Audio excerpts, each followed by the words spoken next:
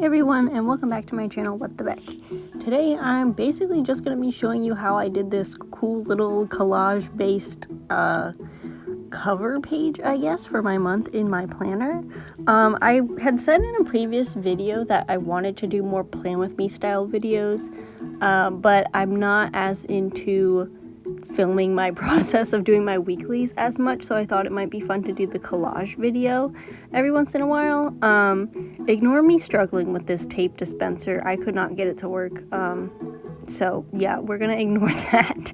But I basically just collected a bunch of scrap papers and cardstock and took them and arranged them on the page, and making sure that everything was like square and fitted within the confines of the planner. Some of these pieces didn't actually make it onto that collage, but that's fine. I just threw them back in my supply bin and saved them for next time. So yeah, I'm always someone who likes to save like really pretty pieces of cardstock or business cards or packaging, and I figured this is a good way to use them up. And I like that I can see them every day because I'm going to be putting the habit tracker on top of them, as you can see here.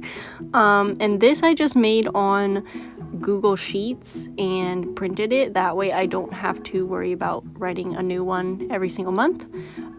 Especially because this is one of the parts of the bullet journal that I wanted to make sure I had in my planner.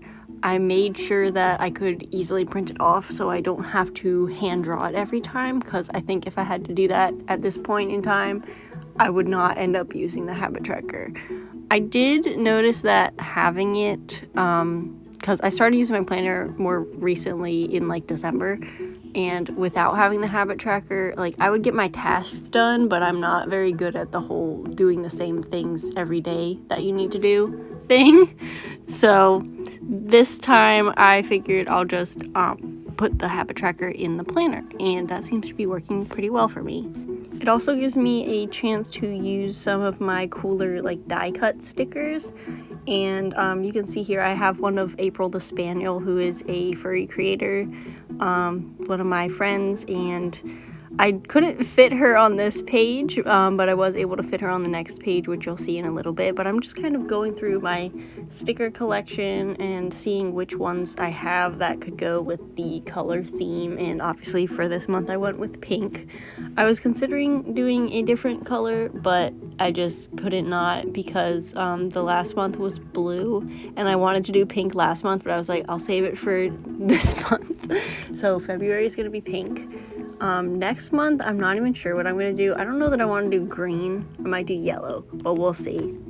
I used to do a lot more collaging in like elementary school, where I would get some like magazines and cut them up and draw on them and all that fun stuff. But I haven't been doing it as much recently.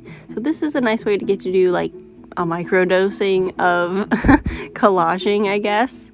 And it's still useful because it is the habit tracker. So I get to appreciate it every day for a month while I'm using my habit tracker. And I know since it's still the very beginning of the year, some people are definitely doing their decluttering era, going through and getting rid of stuff that they don't need anymore.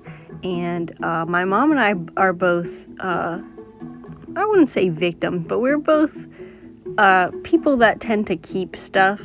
So we keep it because we could use it, and then sometimes you don't get around to doing it. So I'm just kind of making an effort and making a point to use the stuff that I have, because if I'm going to be saving it, like if I'm going to cut apart some Christmas cards for the pretty red paper, I better be making a pretty red collage with it sometime in the next year.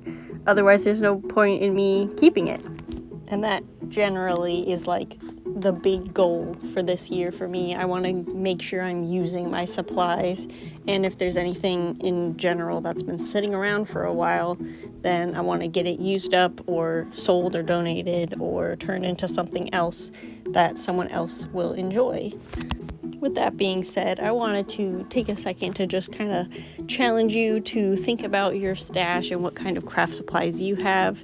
And think about, are there any that you haven't used in a while that you could either donate or gift to someone else, or make some plans to use them up, and then actually do the first step in using them up. So if you have a bunch of fabric sitting around, maybe get them cut into squares for quilting. If you have some yarn that you've been really wanting to make a sweater with, why don't you select the pattern for it and just kind of get the ball rolling on that.